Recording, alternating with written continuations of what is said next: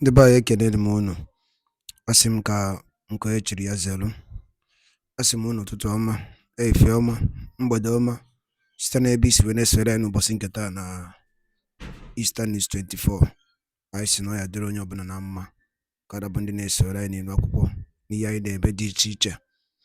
N'ụbọchị nke taa anyị si na ọ ya dịrị anyị Igbo na mma, na anyị yarị ka echi na echi ede agwụ agwụ. Ife anyị na-akpọ ya bụ ife wetara n'ụbọchị nke taa bụ ife anyị na-akpọ ya bụ morning tea n'ilu akwụkwọ. Ihe a bụ gbasịta maka ya bụ ihe na-eme na obodo anyị nọ n'ime ya, ana gbasịta maka nwere onwe ndị Igbo na-azọ. Dịka o si dị, o nwere ihe Biafran Prime Minister kwuru n'ilu akwụkwọ nwetara unu ka unu ga-ya bụ ife, unu ga-esi ya bụ ife na tinye alụ nke unu ife unu chere gbasịta maka ihe ndị a niile o kwugasị n'ilu akwụkwọ dị iche iche n'ụbọchị nke taa na morning tea. Dịka ị na-ege ya bụ ife, dropkwara your own comment n'ilu akwụkwọ, ọ dịkwa nnukwu mkpa. All right, over to you, sir. A country that breed criminals. Nigeria has become a country that supports terrorism. Every policy of Nigeria today is going to nosediving to a completely failed state. So America will not be proud to continue to support this kind of failed state, and especially Trump with his policy, foreign policy, especially on protecting the Christians and the minority group. We believe that it is going to be for the interest of the Biafra people and people who have suffered severe killings and ethnic cleansings like us, that Nigeria have done to us. So we believe that, first of all, if you remember that when Biden came in, what they did was to remove Nigeria from the country of a special concern. And it was condemned by everybody. But Biden and his administration did not listen to that. Even when there were no reasonable ground to remove Nigeria from the country of a list of a concerned country, they still remove him, remove the Nigeria state. So we believe that Trump coming to power will put Nigeria on their toe. And as you can agree with me, even before now, we have information that many of you do not have. We know that Nigeria have, supported the re-election of Kamala Harris secretly and and openly. So why are they supporting this re-election? Because of the way they have ignored the atrocities of Nigeria. And so you should be asking yourself question, why was Nigeria removed from the country of special concern? Nobody has been able to address and answer that question till today. So we believe that Trump coming to power, first of all, he is going to hit hard on a terrorist state like Nigeria. And then also look at what we are bringing to the table as alternative to restore peace and stability. Trump is coming to restore peace, not only in the Sahel region, also in Ukraine and in Gaza. So, and somebody has to do it. So we are bringing this particular solution, alternative to what they have on ground. And that alternative and solution is Biafra as an independent state. And I want all of you to understand that Biafra is not only going to benefit Biafra people, it's going to benefit the entire indigenous people within Nigeria area, including the Duduans and other indigenous nationality within the Nigeria area. The emergence of Biafra as a nation will put an end to upsurge of terrorists. It will disintegrate the interest of the terrorists while they are coming to Sahel. It will also cut ties immediately. Just that Biafra has been recognized, only the pronouncement will make the entire region calm down, because the terrorists will start fleeing. Why would they be fleeing? They will be fleeing because their only interest is to capture Biafra territory, which is the majority Christian-dominated area today in the entire Sahel region. I don't know whether you're aware of that. So the interest is in Biafra land, not actually in northern Nigeria. So, but they want to, first of all, cut our wings by cutting the neighbors, and then after that, they will come to us. And that's why we started resisting them ahead of time. Thank you. All right, thank you so much. Let's go to Ikolola. Thank you. Good evening, Dr. Damages and Prime Minister of Biafra, Simon Ekpa. I was just wondering, do you have to look so good to be a Prime Minister? Good to see you. Thank you. That is so good. At least I don't want to look like the ancestor in Nigeria. I'm a young man, so I have to look good. Thank you. Okay. Right. This is my question to you. Are you hell bent on secession? Must we secede? Must Biafra break away? Is that the only solution to the Igbo problem? And please, if this is not the only solution, I think breaking away is not actually. But let me finish. You get the whole context. Okay. If you're not hell bent on secession, let's imagine you're not hell bent on secession. What do you really want to see that the Nigerian element puts into place before you say, okay, then this is a pathway to unity? That is, if you're not hell bent on secession. Did you get my question, sir? Yeah. Okay. Now let me answer you. With all due respect, this is not the time for us to contemplate on whether there is a solution for us to remain one or not. This issue of whether we are going to remain one is something that we cannot revisit again, because the agenda of the Nigeria state is not for developmental purposes, is not to help the people, the citizens of Nigeria, is not to bring any innovative ideas, is not to build infrastructure, to bring security, to build road, give hospital, schools. No. So it is only one agenda, which is the most important thing to them, is the Islamic agenda. And you will agree with me that since 1989, after what we call Abuja Declaration. What was Abuja Declaration? Abuja Declaration was the gathering of Islamic scholars, Islamic countries in Abuja, where the decision was made that the only thing they have to do is not to pursue development in any region within the Sahel region, but also to install all Muslims in different position and strategic position for the Islamization of that region. So that particular implementation of the Abuja 1989 declaration is already 90%, if not 100. And that's why for the very first time in the history of Nigeria, you have a Muslim ticket. And people did not see anything wrong with that. In fact, before this Muslim ticket, a lot of people said it is not possible. It is not going to happen. Even the people who call themselves pastors and all those preachers, all those liars, they were saying that God told them it is not going to happen. If it happened, they say, make the thunder fire all of them, make fire burn them. They pray all those prayers, all those nonsense. It did not. It still happened. Muslim ticket. It is called the implementation of Abuja Declaration 1989. And I want people in Nigeria to go and read Abuja Declaration. They have altered those content, the content of the declaration, but everybody who knows it knows the content was to install Muslims in all strategic position for the Islamization of the entire region. So Biafrans are resisting that because we understand that very well. So if you tell us, let us come down now so that everybody will be one, they will come harder on us in the next 10 years, and we don't want to go back there again. So what are we saying? We are saying that we need a country where there is going to be rule of law, justice, fairness, equity.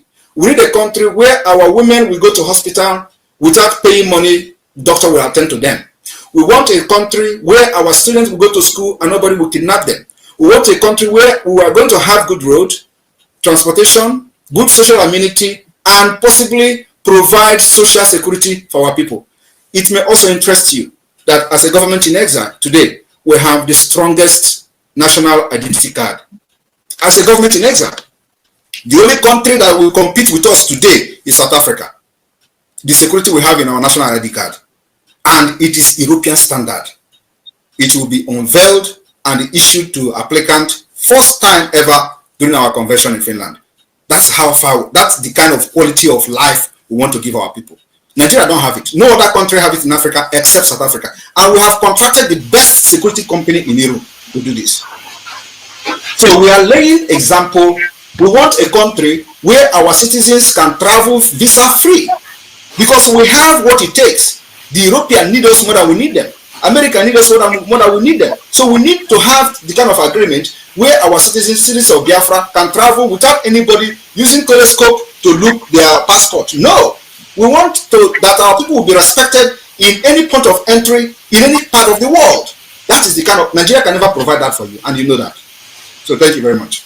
All right, thank you, Ikolola. Let's go to Christian. You're next. Hello. Hello. Greetings.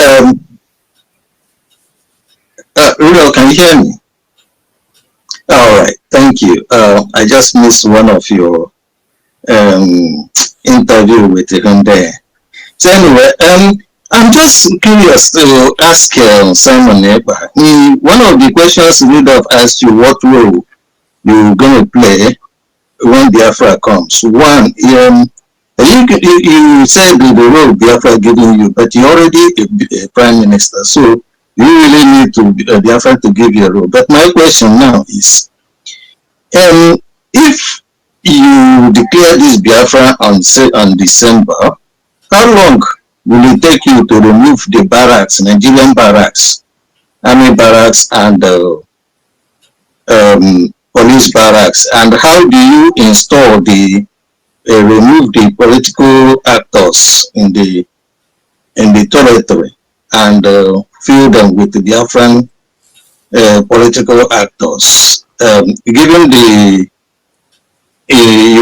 this team that you have missed so many instances, promises about the chiefs, the Biafran, you gave for 150 days in the past, it didn't come, and the release of Mazin Nnamdi Kanu. In fact, most of the promises or all the instances you have given haven't worked in the past. So how do you think that why would anyone seriously believe you that this one will work, or is this a public stunt?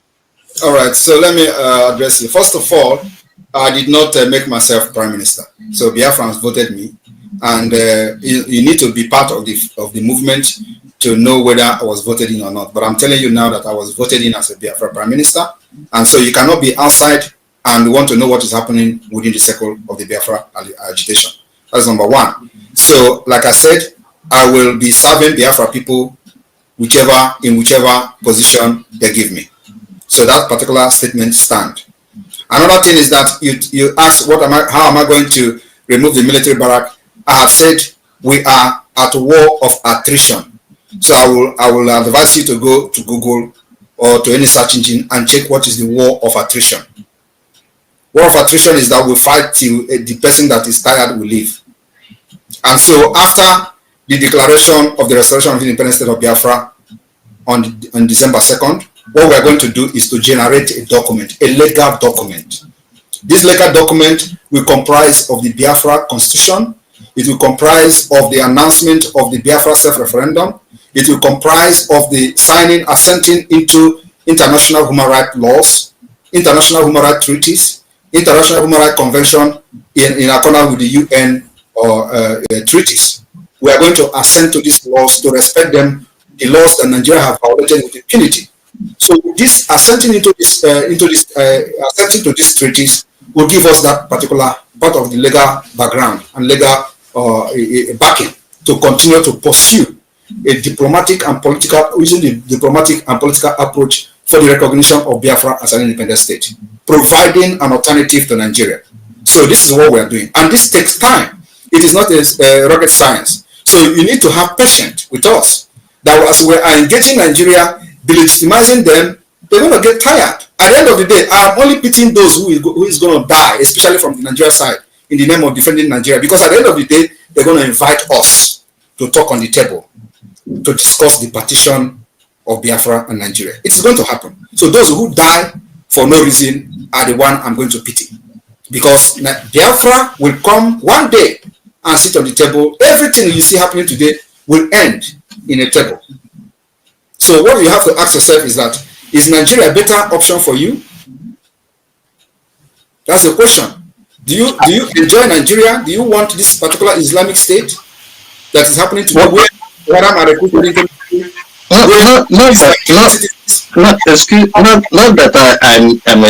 proponent of Nigeria. The reason why I asked my question. Not that I'm a proponent of Nigeria. Let me address one of the questions. You said about 150 days that all the promises I made, none of them has happened. There is no promise I have made that did not happen. Every promise I have made is targeted at achieving something.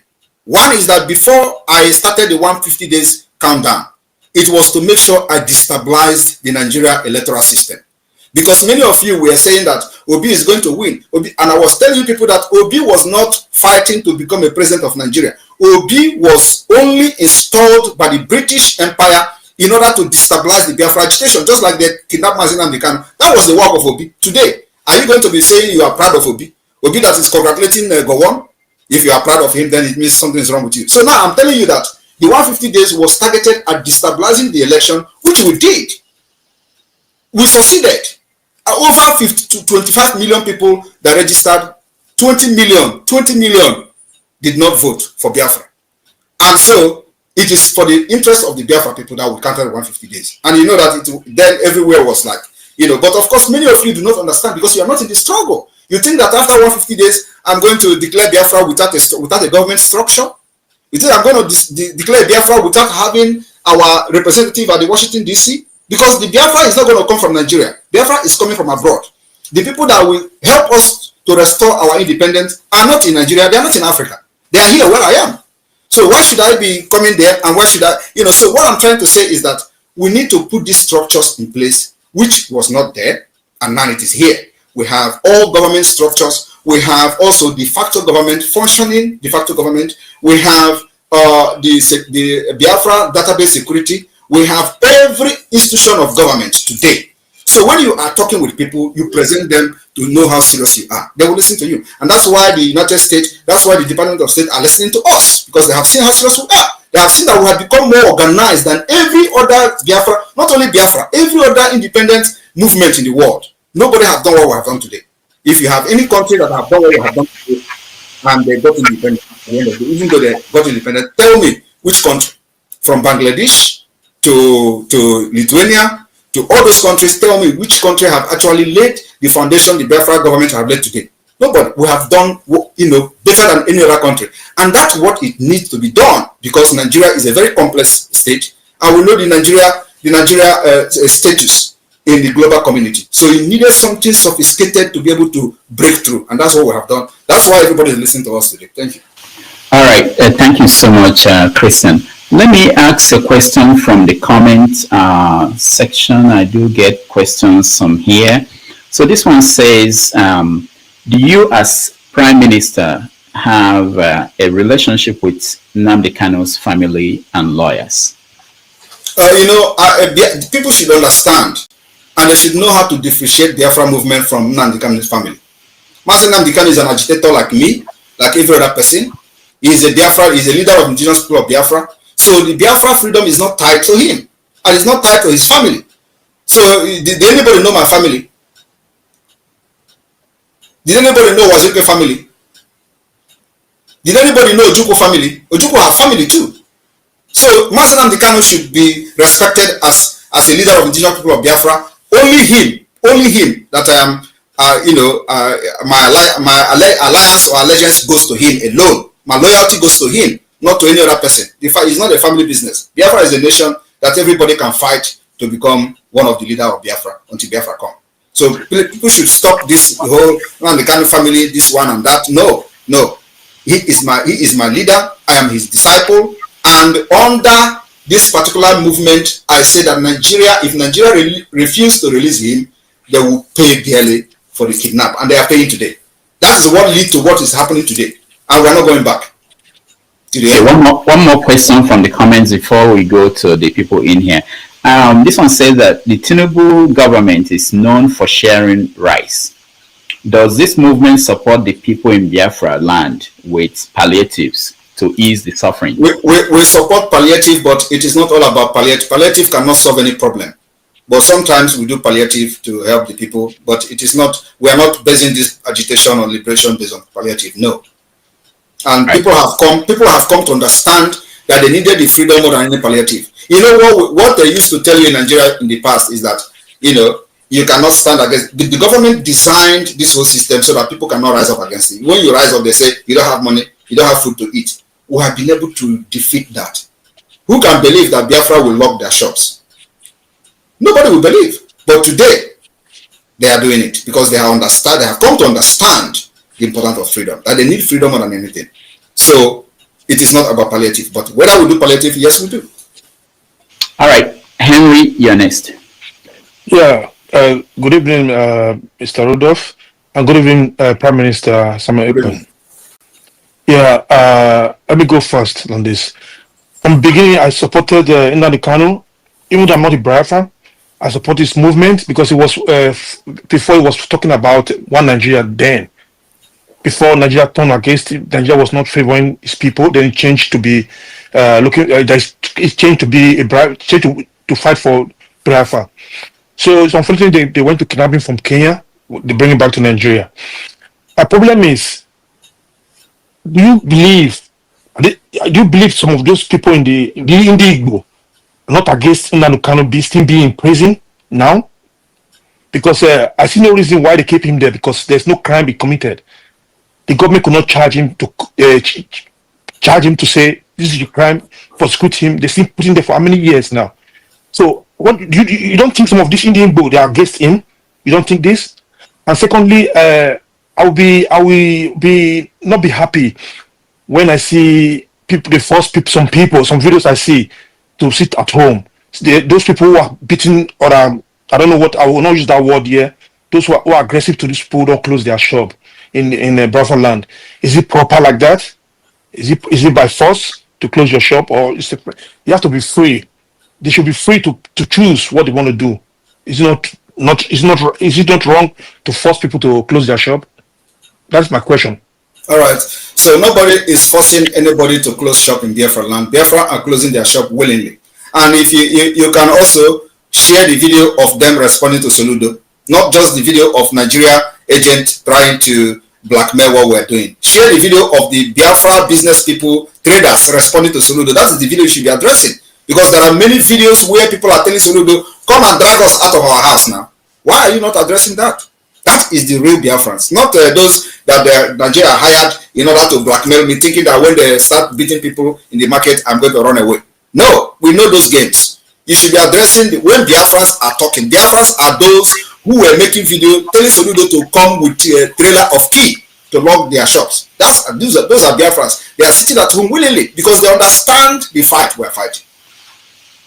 It's just like many of you understand the fight, but the only thing is that you are too livered to do what Biafrans are doing today. So when they are doing it, you are concerned. Why are you not worried about people that have been killed in other part of Nigeria? Why is Biafra more interested to you when people are not actually getting killed? Even if those who come to blackmail us by hitting people with a stick and all that, is that more cruel to the people that are getting killed in all over part of Nigeria? Why are you not worried about them? Or are they not Nigerians? There are people who gave birth to IDP camp in Benue State, and their children are 19 years old now, living inside IDP state, which means they have been living in IDP camp for more than 19 years. And there is no plan of them going back to their ancestral land. This should be your concern, not Biafra people sitting at home. No, sorry, Rudolph, sorry, please.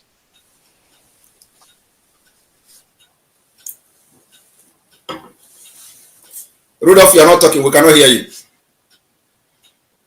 If you have had a chance to ask a question, please don't come back into the studio. We want to make room for other people. So I keep removing people who come back again. And also, please make it one question. We don't have a lot of time. I speak the truth, Ernest. Thank you. Can you hear me? Can you hear me? Yeah, we can hear you. Okay. So, hello, Rudolph. Hello, Simon. Simon, it's a two-part question, but it's going to be in one. You've told us about your plan for 40 states, but what I think you haven't been clear about, and what you haven't really told us, is which states presently will encompass this new nation that you envision. Because while you said earlier on the show that it will be made up of a confederate group of states, will these states just be the 1967 Eastern region, like you referenced, or, like Nnamdi Kanu said, expand to places as far as Kogi and Ondo? Because if so, me playing devil's advocate, if I was a military strategist or a leader from the old Western region, and which you have admittedly said, this will end on the negotiation table, I will be antsy that you are not only on my border in the event of a potential military skirmish, but that you will also control both sides of the River Niger. So where exactly in the geographical space being disputed today will make up Biafra. Thank you. Thank you very much. I don't know if you have been following the Biafra movement, but we have a defined map and we have a defined territory. So if you are confused about where is the Biafra territory today, I will urge you to visit the Biafra government website, where you have the current map of Biafra. That those maps were done by people, the indigenous people in those areas, not Simon Ekpa. So the people that made those maps are the people, the indigenous people of those lands. It is not by Simon Ekpa. So if you are disputing the map or you don't want to be part of Biafra, then you have a one vote. You have one vote to say, no, I don't want to be part of Biafra. And in a democratic system, it is always majority carries the vote. So like I said, and I have said to every other person, if you can bring somebody or a group of people or millions of people to outnumber 50 million so far, you win the vote. Thank you. I speak the truth. Let's go to man of prestige. Yeah, greeting everybody. I'm greeting to have you here, Simon Ekpa. Let me start with my statement to your question. I think it's an illusion for you to have this idea that Trump is going to come and liberate a Biafra. Trump is a neo-isolationist. He doesn't care about Africans. So let me just, I live in America, California to be precisely. You know, you are just riding on an illusion. That's not going to happen from Trump. He doesn't care about Africa. So that's one. But whatever your ideology of trying to actualize Biafra, whether it's going to come to fruition or not, you know, that's debatable. So I'm not here to contend on that. But my main focus is the mayhem you are causing to the Southeast. I mean, how are you going to actualize Biafra when you finish killing the Biafran people already? So what country are you going to have? That's my question. You have not joined them.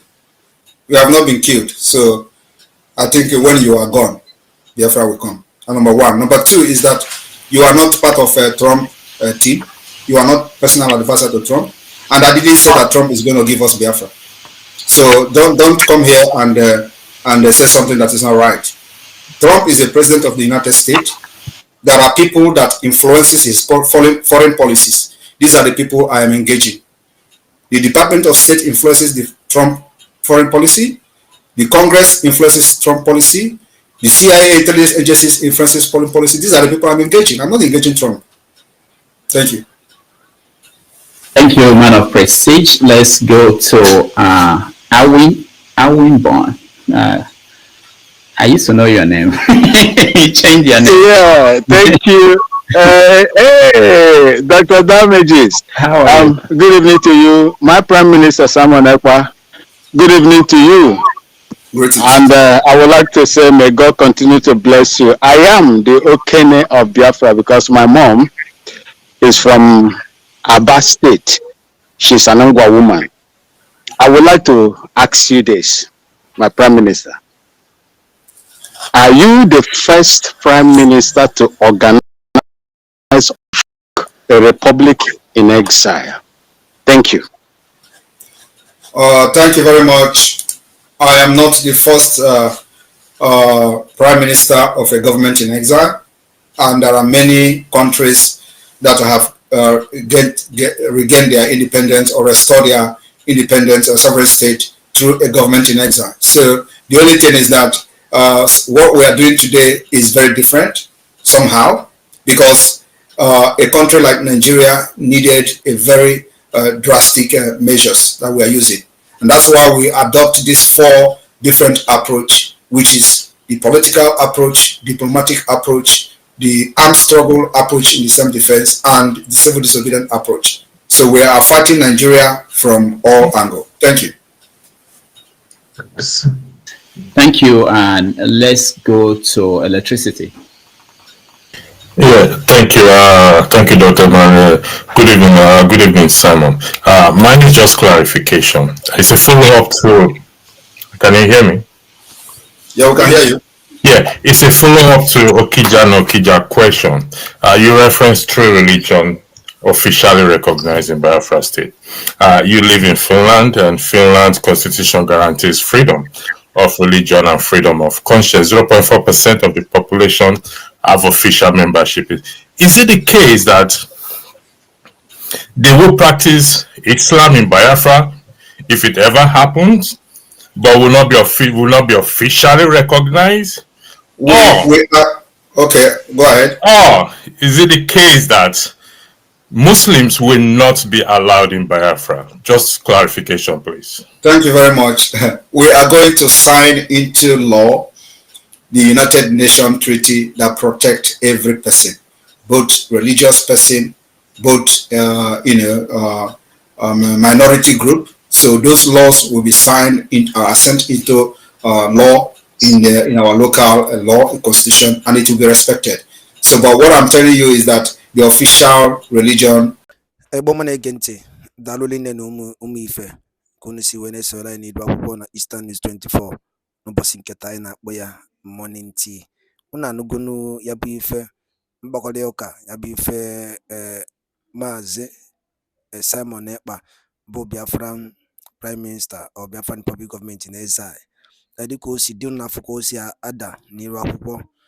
Gịnị ka i nwere ikwu gbasara maka ya bụ ife ndị a niile kwugasị n'iru akwụkwọ dị iche iche dropụla ya on the comment section below. Ọzọ dịkwa ka ibe ya bụ na nke a bụ ụbọchị izizi gị na-esonyere anyị n'iru akwụkwọ, onye na-afụ ya bụ ihe onyonyo anyị kaba alụ ka ị like ya and turn on notification, share kwe ka o wetakwa ndị ọzọ ụmụnne anyị dị n'ebe dị iche iche aka. Daalụ nne na Igbo ọma na-ege ntị. Oge na-adịrị anya onye ndu ya apụta na n'ụlọ mkpọrọ. Ka emesịanụ ụmụnne m.